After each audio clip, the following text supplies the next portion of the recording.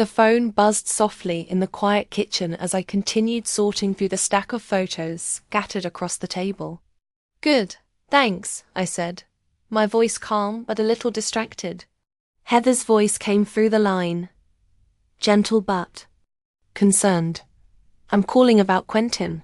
He's still upset after your fight, though he won't admit it to me. He was really hoping you'd make up at Sunday dinner, but then you cancelled. And now this time too. He's starting to think maybe you're avoiding him." I sighed quietly, folding the photos neatly into a soft envelope. "I'm not avoiding him, Heather," I replied softly. "It's just ... I have a lot going on right now. Lots of things to take care of." There was a pause on the other end. Her voice sounded curious, almost probing. "What kind of things?" I hesitated, not ready to share the whole truth. Instead, I kept my answer vague. Just personal stuff. Nothing anyone else really needs to know. "I see," she said quietly, but I could tell she didn't fully believe me. Still, she didn't push any further. "Anyway, I think Quentin would really appreciate it if you gave him a call. Or maybe we could come over for dinner one night this week. The kids really miss their grandmother." Hearing her say, "the kids," made my heart squeeze tight with a mix of longing and sadness. I truly missed them all. Especially little Lily with her bright smile and innocent laughter. But I also knew that if I saw them now, it might be too much. I might falter and end up telling them about my plans sooner than I wanted. "Let's reschedule for next week," I said, trying to keep my voice steady. "I'm really busy right now." There was a soft disappointment in Heather's voice. "Okay, but are you all right? You're not sick or anything, are you?" No, I assured her. "I'm perfectly fine. Just a lot to handle lately." After I hung up, a tiny prick of guilt crept in. Maybe I should have told my family about what I was doing. Maybe keeping this secret wasn't the right choice. But then I remembered Quentin yelling at me, calling me selfish, threatening to call the police. No, I told myself firmly I was doing the right thing. I had every right to make decisions about my life and my home without needing his approval or permission. On Monday, I received the wonderful news that my offer on the Florida house had been accepted. That was a huge relief. Now all that remained was to complete the paperwork and sign the formal documents. The realtor reassured me, saying, "Everything can be done remotely. You don't even have to come to Florida before closing." He explained that I could sign all the necessary papers right here in Falls Church, in front of a notary, and send them back. When you arrive, the keys will be waiting for you at my office. Hearing that made the plan feel even more real. This wasn't just a dream anymore. It was a concrete step toward a fresh start, a real house by the ocean, a new city, and my good friend Eloise just next door. That very same day, I started looking into moving companies to ship my belongings to Florida. I reached out to several and requested estimates. At the same time, I began browsing furniture online for the new house. It was exciting to think that I could order everything I needed and have it shipped directly to my new home. Tuesday brought a visit from Kyle, who arrived with the paperwork for the pre-sale agreement with the elderly couple interested in buying my house. They wanted to close quickly in just a month, which suited me perfectly. That meant I'd be free from this house and all the memories tied to it in 30 days. "They're wonderful people," Kyle said, as I carefully read through the documents. "Albert and Dorothy Pearson. They lived in their previous home for 45 years but are moving closer to their grandchildren here in Falls Church." I smiled softly, signing the papers. "I hope they'll be happy here," I said quietly. That night, I lay awake, thoughts swirling in my mind. I remembered when Edmund and I first moved into this house young, full of hope, with little Quentin just a baby in our arms. We had slowly furnished every room, renovated the kitchen, made this place truly our home. I thought about the swing Edmund had built in the backyard for Quentin, the summers filled with neighborhood barbecues, the birthdays, the anniversaries celebrated with laughter and love. But then my thoughts shifted to the future, my future. The house by the ocean, new friends waiting, and a quiet life without the constant weight of Quentin's pressure. I felt a deep sense of relief wash over me. I wasn't betraying Edmund's memory by selling this house. He had always said, "It's not where you live, but how you live." And I intended to live well, with dignity and on my own terms. Wednesday morning came with a trip to the bank to arrange the transfer of funds after the sale. Driving past Quentin and Heather's house, I spotted Quentin heading out to his car. For a moment, I thought about stopping to tell him about my plans. But I kept driving. Not yet. Not this time. At the bank, the manager, a young man named Brandon, helped me complete all the necessary paperwork. We discussed how some of the money would go toward buying my Florida house, some would be deposited in my new local account, and the rest would remain in my Falls Church account until I decided what to do.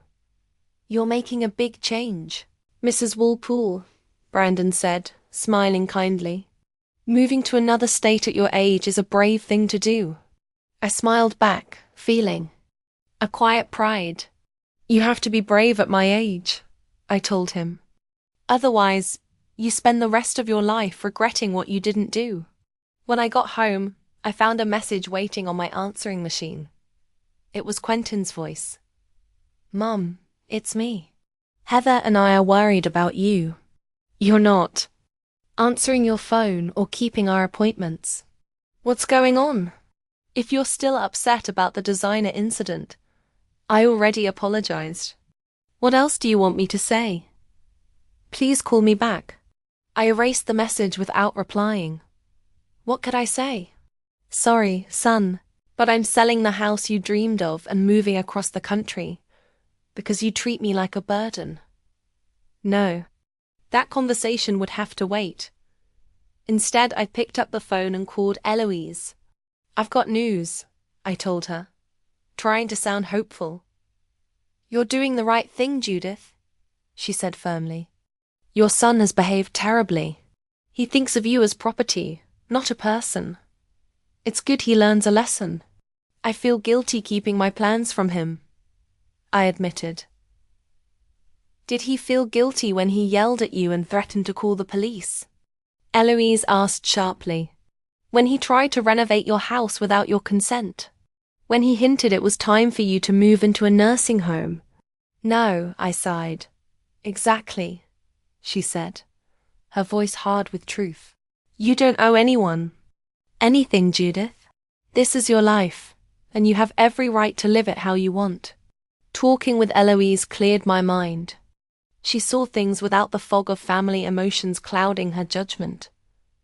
The next days flew by in a whirlwind of packing, making arrangements with movers, closing utility accounts, and forwarding my mail to a new address. Each task brought me closer to my new life, and with each passing day, I felt stronger in my decision. Saturday was the final inspection with the buyers. Albert and Dorothy Pearson were warm, polite, and genuinely excited about their new home. "Your garden is stunning," Dorothy said as we toured the yard. "I've always dreamed of a rose garden, but our old house was too shady.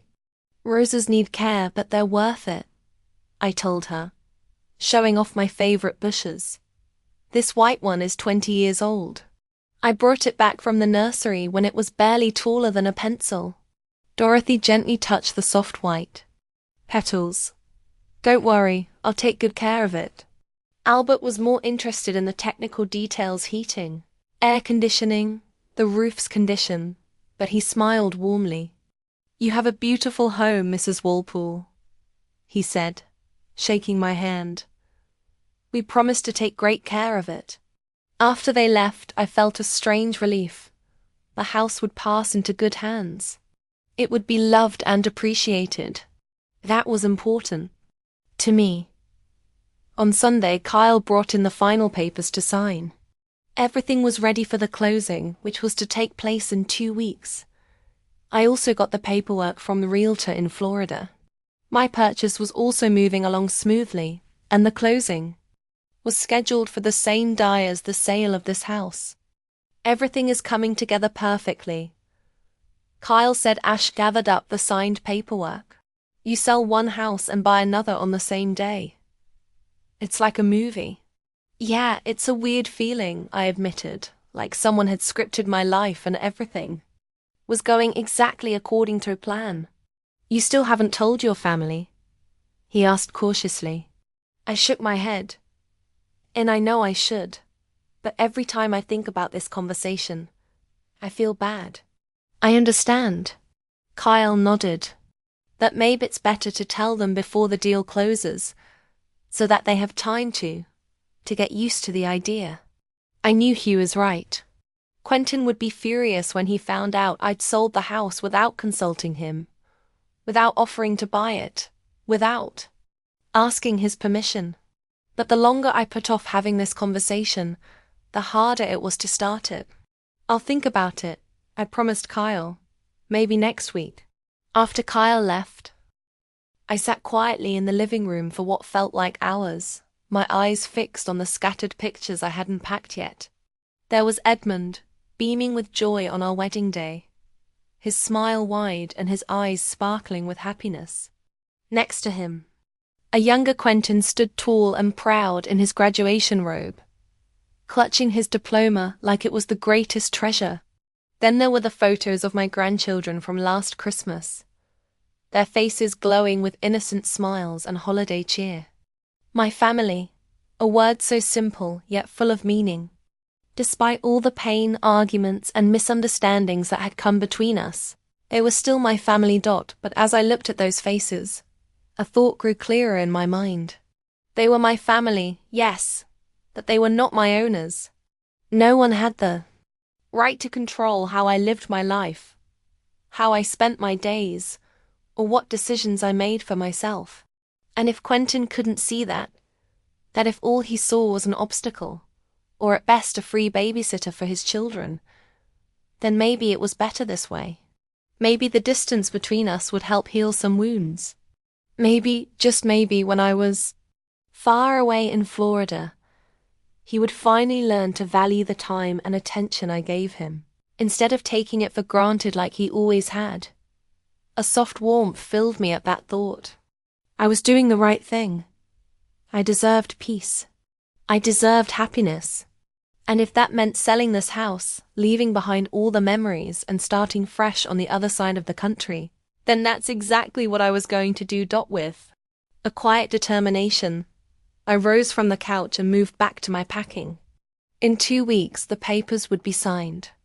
The house would no longer belong to me, and a new chapter of my life would begin, a chapter written on my terms, free from anyone else's interference or approval. Days later, I sat in Kyle Radcliffe's office, staring down at the signed papers. In my hands, officially, the house had passed from my name to Albert and Dorothy Pearson, the kind elderly couple who had fallen in love with my rose garden. A strange feeling of lightness settled over me, as if a heavy burden I had carried.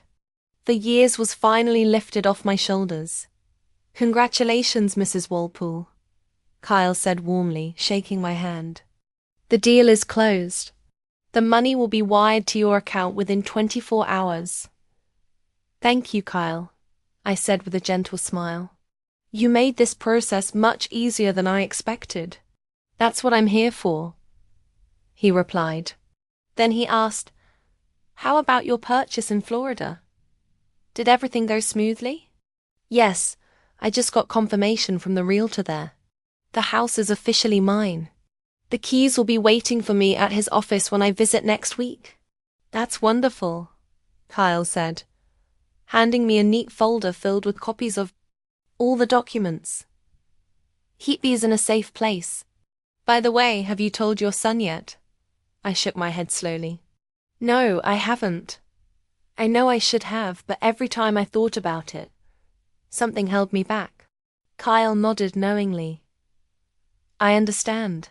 Family can be complicated. But now that the deal is done, maybe it's time to have that talk.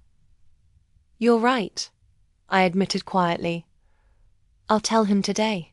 Walking out of Kyle's office, a wave of mixed feelings washed over me: relief that the sale was finalized, excitement for the move to Florida, and a knot of anxiety tightening in my stomach about the conversation I had to have with Quentin. I decided not to delay it any longer. As soon as I got into my car, I dialed his number. The call went straight to voicemail. He was probably at work. Quentin, it's Mom, I said after the beep, trying to keep my voice steady. I need to talk to you about something important. Please call me back when you can. I spent the rest of the day finishing the packing. For Florida, the last box is ready for the shipping company, scheduled to arrive in 2 days to take my things away. According to the contract with the Pearsons, I had just 5 days left to completely empty the house. That evening, as I sat in the kitchen sipping tea, the doorbell rang. Opening the door, I found Mrs. Collins, my neighbor on the right, holding a worried look on her face. Judith, dear, she began hesitantly. Is it true you sold the house? I saw the realtor taking down the for sale sign this afternoon. I sighed deeply, knowing that in a small neighborhood like ours, news traveled fast. Yes, Martha, it's true. I'm moving to Florida. I bought a little house by the ocean. She looked genuinely puzzled. But why? You never said you wanted to move. And what about Quentin and the kids? Are they coming with you? No. They're staying here, I said, offering a soft smile and trying to sound carefree. I just decided it was time to start a new chapter in my life. Eloise, do you remember my friend from college? She moved to Florida a year ago, and she's very happy. I bought a house near her. Oh, Martha shook her head. Quentin must be upset. He always said how much he loved this house. Yes. Well, I didn't know what to say. Life is full of changes, isn't it? Martha talked some more about the weather and her grandchildren and how much she would miss me, and then left, no doubt to break the news to the other neighbors. I closed the door and leaned my back against it, feeling tired. Now that the neighbors knew, it was only a matter of time before the news reached Quentin. I wasn't wrong. About an hour later, my phone rang. It was Quentin. Mum. His voice sounded strange. I just got a call from Mrs. Norton. She said, You sold the house. Is this some kind of stupid joke? Mrs. Norton lived 3 houses down from me and was a well-known gossip in the neighborhood. Of course, she couldn't help calling Quentin with such juicy news. No, Quentin, this isn't a joke. I took a deep breath. I really did sell the house. The deal closed this morning. There was a heavy silence on the other end of the line. You what? Heffenly squeezed out. You sold the house without my knowledge. Without discussing it with me. Yes, I answered simply. But how could you? His voice began to rise. This house, it's our family home. I grew up in it. How could you just sell it without consulting me? Quentin, I left you a message today. I wanted to discuss it with you. After you sold the house, he was almost shouting now. What's the point? What are you going to do? Where are you going to move? I bought a house in Florida, I said calmly. It's small but very nice near the ocean, not far from Eloise. Florida. He sounded like I was saying I was moving to Mars. Are you kidding? You're going to move to another state without even discussing it with us. What about the kids? What about Lily? You know, she cried last week because she didn't see you. The mention of Lily pricked my heart, but I didn't let myself give in to emotional blackmail. I'll miss the kids, Quentin, but I'm not disappearing off the face of the earth. There are phones, video calls, and you can always come visit. I'll have plenty of room for all of you. Mum, you don't understand. His voice shook with restrained rage. We can't just get on a plane whenever we want. I have work. The kids have school. Why the hell did you even decide to leave? What happened to you? Nothing happened to me, Quentin, I answered, trying to stay calm. I just decided it was time to live for myself. For the last 30 years, I've lived for others, for you, for your father, for your children. Now it's my time. Is this about the designer thing? He lowered his voice. Mother, I've already apologized for that. I was wrong. I admit it. But selling the house, move to another state, it's too much. It wasn't just that case, Quentin. I sighed. It was just the last straw. You've long treated me not as a mother, but as a free babysitter and an obstaculator what you want. What? That's not true, he exclaimed. How can you say such a thing? I have always cared for you. Have you? I felt my irritation growing.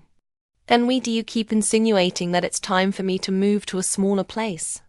Why do you ask for money for your new house without thinking that I might need it myself? Why do you bring in a designer to plan renovations to my house without asking? My opinion? There was silence on the other end of the line. Then Quentin spoke, his voice cold and calculating. You sold the house. How much did you get for it? The question caught me off guard with its directness. It's none of your business, Quentin. None of my business. He laughed without mirth. It's the family home, Mom. The house I grew up in.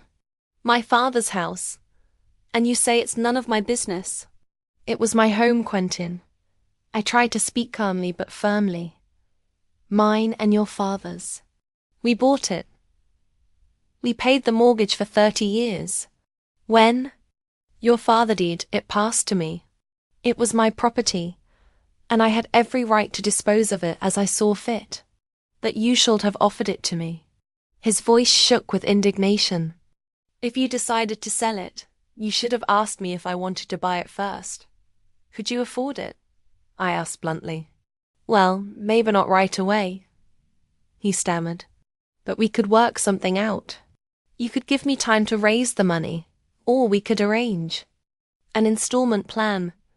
Or Quentin, I interrupted him. You told me yourself that you don't have enough for a down payment on a new house. How would you be able to buy this one, which costs 1.5 times as much? So, that's how his voice turned icy. You chose to sell the house to strangers instead of helping your own son. I don't have to give you my property, Quentin, I say tiredly.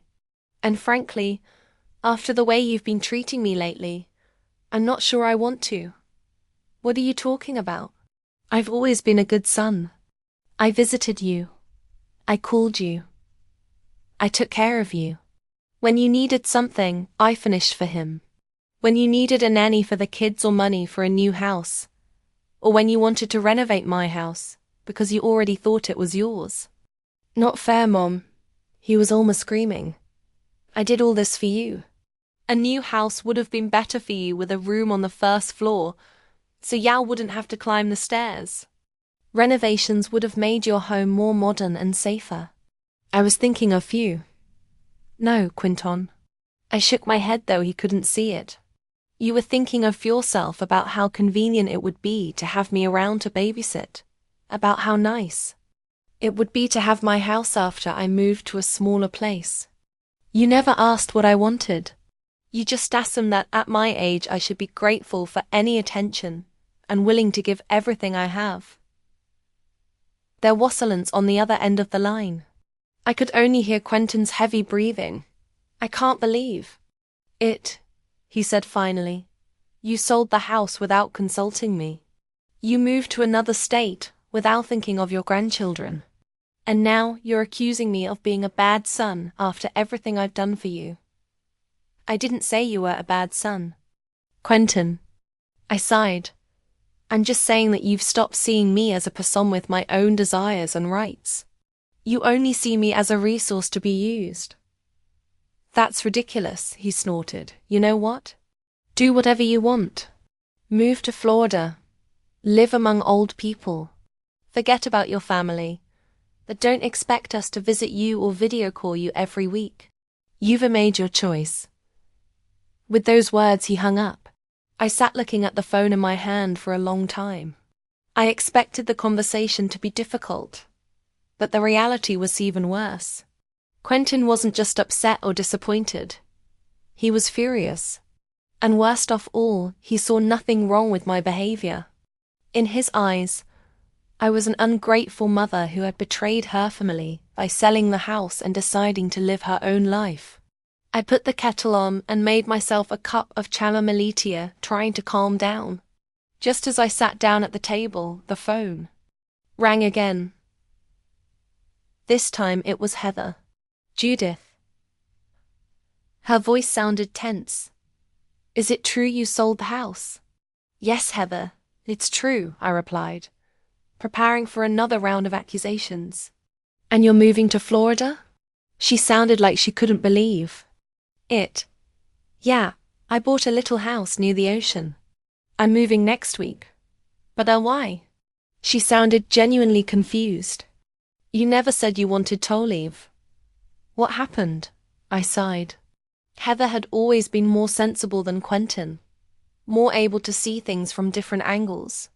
A lot of things, Heather, but most importantly, I realized that I wanted to live for myself. For the last few years, I had existed only as a grandmother to your children, as a potential source of money for your new home, as an obstacle to what Quentin thought was rightfully his. That's not true, Judith, she objected, but without much conviction. We appreciate everything you do for us. You're an important part of our family. Are you? I couldn't hold back a bitter chuckle. Then why does Quentin keep insinuating that it's time for me to move into a nursing home? Why do Yalbuff take it for granted that I'll babysit any time you need me to? Why are you bringing a designer into my house without asking my opinion? Heather was silent for a while. I realize it seemed wrong, she finally said. And I'm sorry if we made you feel unappreciated, but moving so far away, the kids are going to miss you. Especially Lily. I'll miss them too, Heather, I said softer. They can come visit me for the vacations and we can have video calls. Quentin is very upset, she said after a pause. He feels like you betrayed him. I know, but I didn't betray him, Heather. I just decided to live my own life, not the one had planned for me. He needs time to cool off, she sighed. He's always been a lot like his father. Stubborn and quick to anger. But deep down, Heather said gently, he loves you, Judith.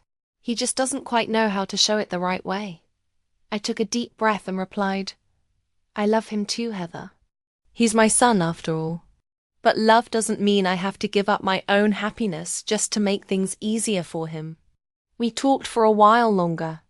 Heather was kinder and more understanding than Quentin had ever been. But I could tell she didn't fully agree with my decision. In her eyes, being a grandmother was something I should cherish and put at the center of my life. Moving away to Florida, she thought, was a selfish choice. A way to run from my family instead of facing the problems. After our conversation, I checked my email and saw a message from Quentin, sent only a few minutes ago. His words hit me hard. Mom, he wrote, I still can't believe you did this.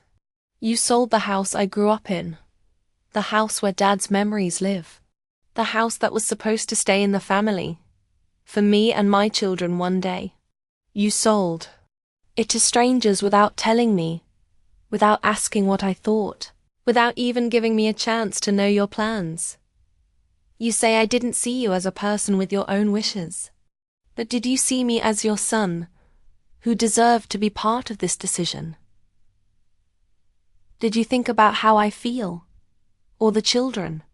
You accuse me of acting like the house belongs to me, but it does because it's my childhood home, my father's home, our family's home. You took that away from us. You robbed us of a piece of our history. You say you want to live for yourself. Well, congratulations. You got your freedom. But that means leaving behind your family. Leaving your grandchildren who love you and need you. I don't know if I can ever forgive you.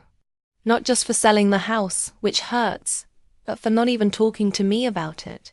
For putting your own wishes above our family's happiness. I hope you find happiness in Florida.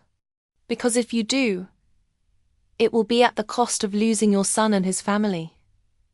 I read and reread the letter until my eyes blurred with tears. Quentin was right about one thing. I should have talked to him about selling the house. At least out of respect for his feelings, for what that house meant to him. But beyond that, he simply couldn't understand my reasons. It was impossible for him to see that I wanted more than just the role of grandmother, the one always there for the kids, or the keeper of a family legacy he believed belonged to him. I began to write a reply, erasing and rewriting my words over and over. How do I tell my son that I love him, but I don't want to live the life he expects of me? How do I explain that I care deeply for my grandchildren, but they can't be my whole world? Dear Quentin, I wrote, I understand your pain and frustration. You're right. I should have spoken to you about selling the house, and I regret not doing so. It was your childhood home, and you deserve to know my plans. But I don't agree that I put my own wishes above the family's well-being. Being part of a family doesn't mean giving up who you are. It doesn't mean I have to be available whenever you need a babysitter, or that I have to hand over the house just because you believe it's yours. Love you and your children deeply. You will always be my family, no matter where I live. That I am also a person with my own dreams. Right now, I want to live a life I've always imagined. Waking up to the ocean waves, falling asleep under a sky full of stars in a little house by the sea. You say that my happiness comes at the price of our relationship. But that choice is yours. You may decide that my life must revolve around you and turn your back on me because I chose differently. Or you can understand that I am entitled to my own decisions and choose to keep us connected, no matter the distance. The choice is yours, Quentin. I'll be waiting for you and the kids in Florida when you're ready. Love. Mom, I read my letter many times before finally pressing send. I didn't know if Quentin would understand or accept what I said, but I had done my best to explain my feelings honestly. That evening, I packed the last of my things, thinking about how Quentin might react. His anger and pain were expected, but it didn't make it easier to bear. I hoped with time he would come to accept or at least understand my choice. But even if he never did, I had no regrets. For the first time in years, I felt like I was truly living my own life, not the one others demanded of me. Before bed, I looked at pictures of my new home in Florida. Bright, airy rooms, a cozy porch, and a breathtaking ocean view. A fresh start awaited me, and I was ready for it, even if it meant leaving behind the past and facing uncertainty about my relationship with my son. Just then, my phone buzzed with a new email. It was Quentin's reply. Short, sharp, and cold. I can't believe how selfish you are. But you're right about one thing. The choice is mine. And I choose not to do business with a woman who throws her family away for some dream of an ocean house. Good luck in Florida. I closed the email, feeling my heart tighten painfully. Yet beneath the hurt, there was a strange calm. Quentin was an adult now, able to make his own decisions. I couldn't control how he reacted. I could only control what I did. And I chose to live the life I thought was right for me, even if it meant being apart from my son for a while. Tomorrow is a new day, a step closer to the life I want. And maybe, Someday, Quentin will see that my choice wasn't a rejection of him, but a choice for myself. And that was okay. The coastal town of Pine Haven in Florida welcomed me with a soft, warm sun and a gentle ocean breeze. As I stepped out of the cab in front of my new home, the first thing I noticed was the fresh scent of salt water mixed with blooming oleanders. The small, one-story house with white walls and bright blue shutters looked just like the photos, only even more inviting and cozy in real life. Eloise was already waiting for me on the porch, sitting comfortably in a wicker rocking chair with 2 glasses of cold lemonade on the small table beside her. "Welcome home, Judith," she said warmly, standing up and opening her arms for a hug. I wrapped my arms around my dear friend, feeling the tension of the last few weeks slowly melt away. Everything, the house sale, the fight with Quentin, the long journey, was behind me now. A new chapter of my life was opening, and this time I held the pen in my own hands. "I have the keys." Eloise waved the keychain. "The realtor gave them to me yesterday. Do you want to see the house first? Or do you want to rest first?" "The house first." I smiled. "I can't wait to see it from the inside." We walked up the 3 steps to the veranda, and Eloise ceremoniously handed me the keys. "Your domain, your keys, your life," she said with a smile. I opened the door and stepped inside. A spacious living room with panoramic windows overlooking the ocean, a bright kitchen with a breakfast bar, 3 cozy bedrooms, 2 bathrooms. It was exactly as I'd imagined, but the reality was even better than the pictures. The light coming through the large windows gave the rooms a special glow, and the sound of the waves coming from the beach made the rooms feel close to nature. "What do you think?" Eloise asked when we had finished looking around. "It's perfect," I said, not hiding my excitement. "Just perfect." That same day, a truck arrived with my belongings, the few pieces of furniture I decided to take with me, boxes of books, photo albums, and memorabilia. Eloise helped me unpack and put everything in its place. By evening, the house looked settled, although there were still many items missing. "Tomorrow we'll go shopping," Eloise said as we sat on the porch watching the sunset over the ocean. "You need to buy a bunch of stuff for the house." "Yeah," I nodded, sipping my cool lemonade. "But I already have the essentials. A bed, a table, a couple chairs. The rest can be added gradually." "How are you feeling?" Eloise asked, looking at me carefully. "After everything that happened with Quentin," I sighed. The pain from the last conversation with my son was still fresh. Sad, of course, but I don't regret my decision. Maybe he's right, and I was selfish. But don't I deserve a little selfishness after all these years? "Of course you do," Eloise said firmly. "You gave him the best years of your life. You were there for him when he needed help with the kids. You've always supported him. Now it's your time, Judith. And if he can't understand that, that's his problem, not yours." I nodded, looking up at the pinking sky. Eloise was right. I deserved this new life. And though I missed my grandchildren and even Quentin, I couldn't let their resentment steal the joy of this new beginning from me. The first weeks in Pine Haven flew by with the hassle of setting up house and getting to know the town. Eloise introduced me to some of her friends who were also retirees who had moved here from different parts of the country. Linda and George Thompson, a married couple from Chicago, invited us to a barbecue in their backyard. Arthur Livingston, a former literature professor from Boston, organized a book club, which I happily joined.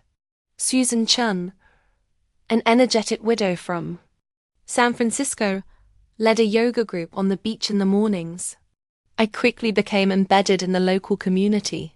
Morning yoga, afternoon walks on the beach, evening gatherings with new friends. My life was filled with new rituals and activities. On Tuesdays, I started taking cooking classes at the local community center, where we learned how to prepare fresh seafood dishes. Thursdays, I took watercolor classes taught by Arthur in his spacious garage converted into a studio.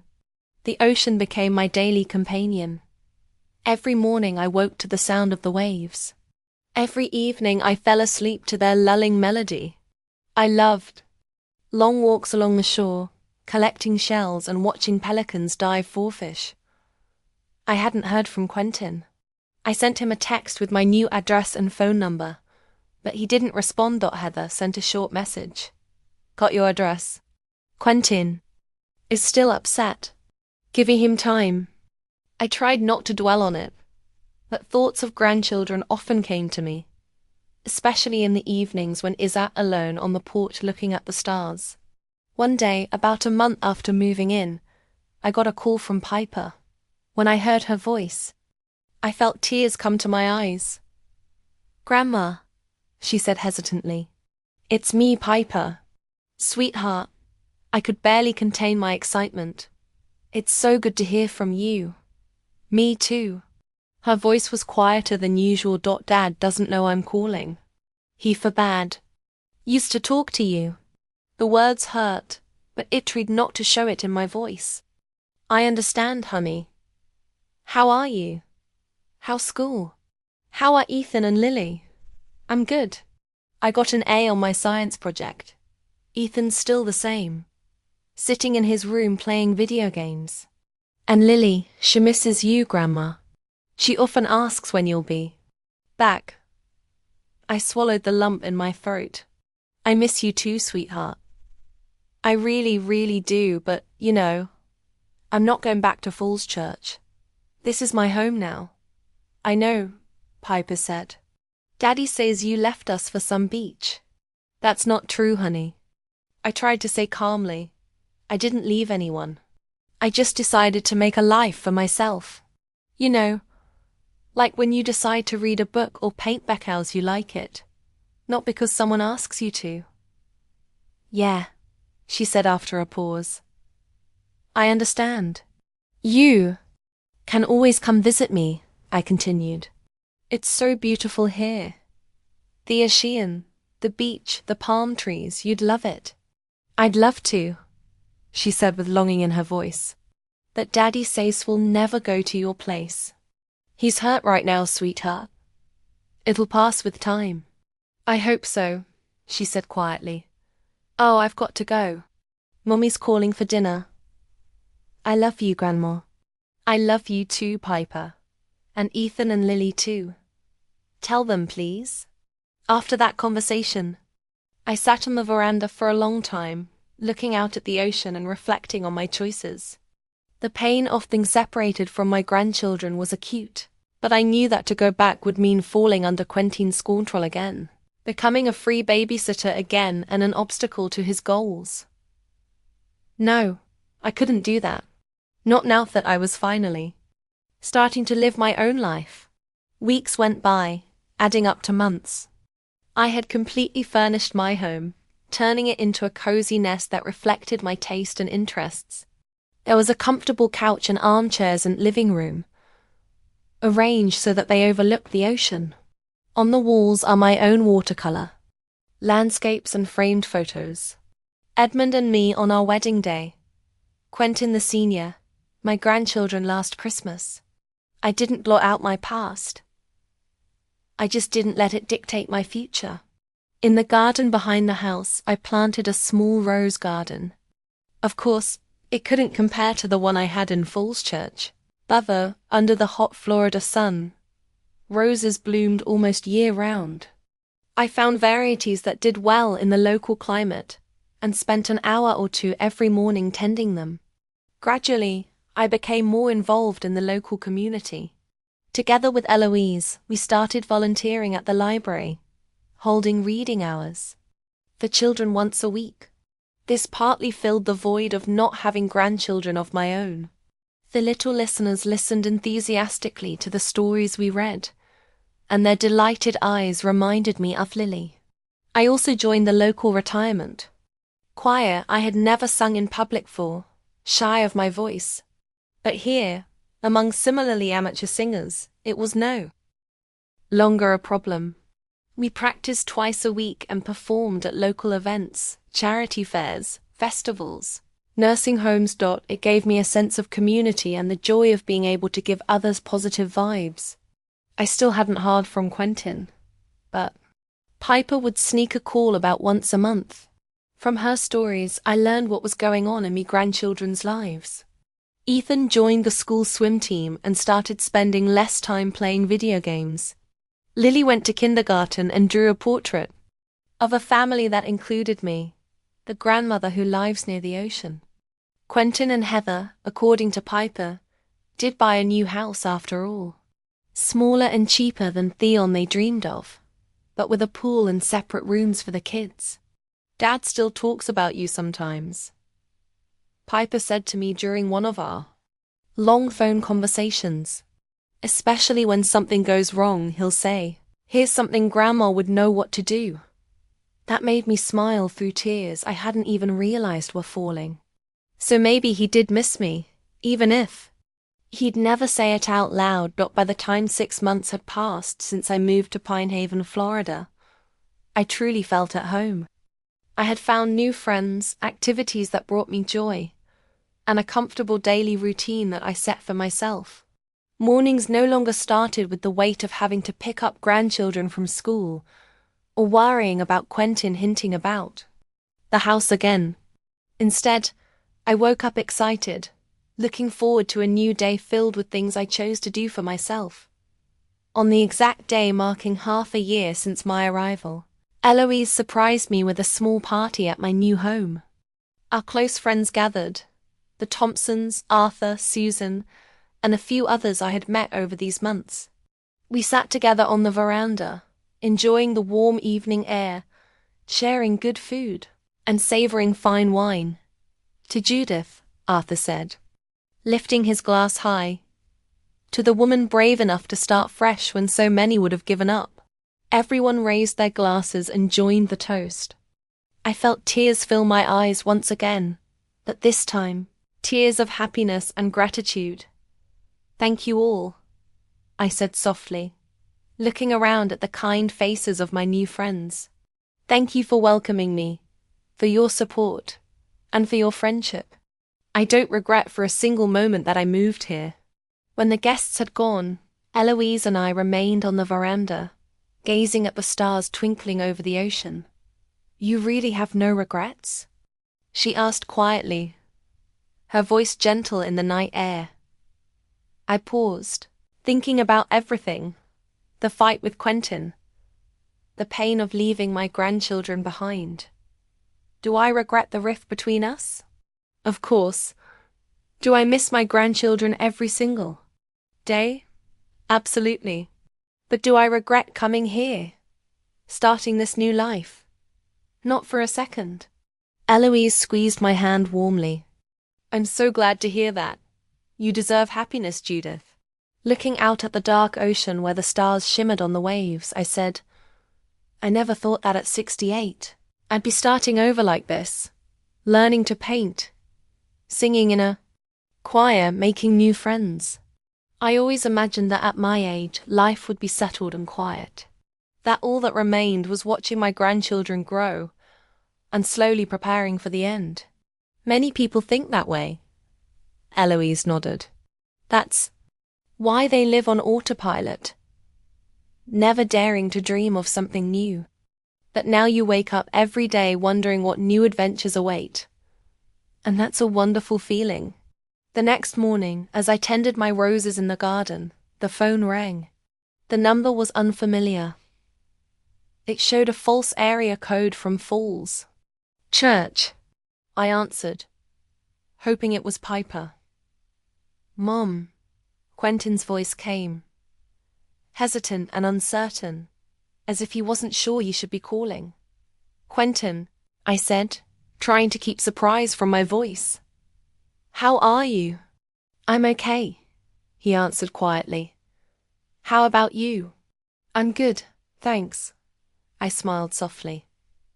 "I really like living in Florida." There was a long pause. I could hear his breathing, that he didn't know what to say next. "Piper's been calling you," he finally said. "I know," I answered. "She talks about school, about her brother and sister. She misses you," he said, a slight edge of accusation in his voice. "All children miss me," I said, hiding the pain. "Especially Lily. She still asks when you're coming back." I felt a sharp sting in my chest but refused to give in to his subtle guilt trip. "I miss them too, Quentin," I said honestly. "I miss you too. But I'm not going back to Falls Church. This is my home now." He sighed deeply. "That's not why I'm calling. Heather thinks we should try to fix things. For the kids." I couldn't help but smile a little. "So, Heather was the one who made you call?" "Well, I'm glad she did," he said. "I'd like that too." "You're always welcome here," I said sincerely. "There's plenty of room for all of you. The ocean, the beach, the kids would love it." "Maybe," he answered uncertainly. "Not soon, but maybe over Christmas vacation. If you don't mind, I'd be very happy," I said, feeling my heart lift with hope. Real hope. We talked more about the children, his new house, my life in Florida. The conversation was awkward, filled with long pauses and careful words. But it was a start, a small, hopeful step toward mending our relationship. After hanging up, I went down to the beach and took a long walk along the water's edge, thinking over everything. Quentin's call hadn't changed my feelings about moving here. I still believed I had made the right choice. But now there was hope. Hope that I could stay close to my family without giving up my independence. That evening, sitting on the veranda watching the sunset paint the ocean in gold and pink, I reflected on my journey through life. I thought of the young girl who married Edmund full of hope, the mother who raised Quentin, the widow who faced loneliness in a big empty house, the grandmother who cared for her grandchildren, and now, the woman who found the strength to begin again at 6'8". Each role was part of who I am, but none defined me completely. I'm more than a wife, a mother, or a grandmother. I am Judith Walpole, a woman who finally learned to put herself first, without guilt or shame. The ocean roared softly as waves crashed against the shore.